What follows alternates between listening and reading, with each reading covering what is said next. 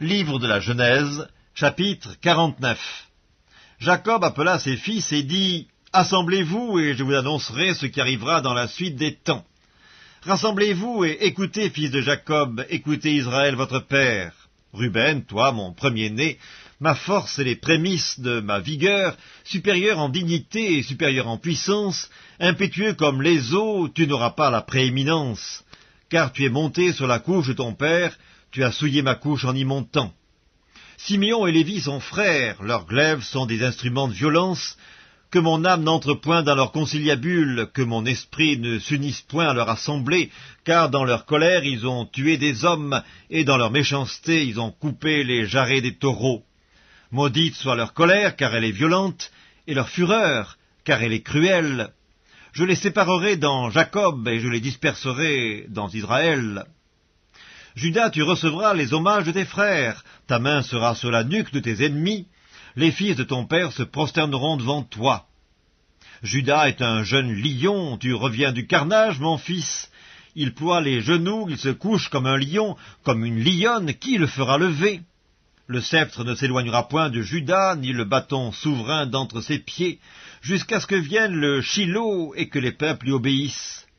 Il attache à la vigne son âne, et au meilleur cep le petit de son ânesse. Il lave dans le vin son vêtement, et dans le sang des raisins son manteau.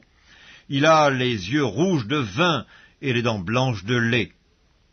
Zabulon habitera sur la côte des mers, il sera sur la côte des navires, et sa limite s'étendra du côté de Sidon. Issachar est un âne robuste qui se couche dans les étables. Il voit que le lieu où il repose est agréable, et que la contrée est magnifique. Et il courbe son épaule sous le fardeau, il s'assujettit à un tribut. Dan jugera son peuple comme l'une des tribus d'Israël. Dan sera un serpent sur le chemin, une vipère sur le sentier, mordant les talons du cheval pour que le cavalier tombe à la renverse. J'espère en ton secours, ô Éternel. Gad sera assailli par des bandes armées, mais il les assaillira et les poursuivra. Azer produit une nourriture excellente, il fournira les mets délicats des rois. Nephtali est une biche en liberté, il profère de belles paroles. Joseph est le rejeton d'un arbre fertile, le rejeton d'un arbre fertile près d'une source. Les branches s'élèvent au-dessus de la muraille, ils l'ont provoqué, ils ont lancé des traits, les archers l'ont poursuivi de leur haine, mais son arc est demeuré ferme et ses mains ont été fortifiées par les mains du puissant Jacob. Il est ainsi devenu le berger, le rocher d'Israël. C'est l'œuvre du Dieu de ton père qui t'aidera, c'est l'œuvre du Dieu tout-puissant qui te bénira.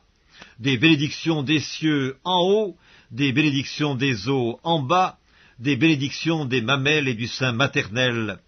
Les bénédictions de ton père s'élèvent au-dessus des bénédictions de mes pères, jusqu'à la cime des collines éternelles. Qu'elles soient sur la tête de Joseph, sur le sommet de la tête du prince de ses frères.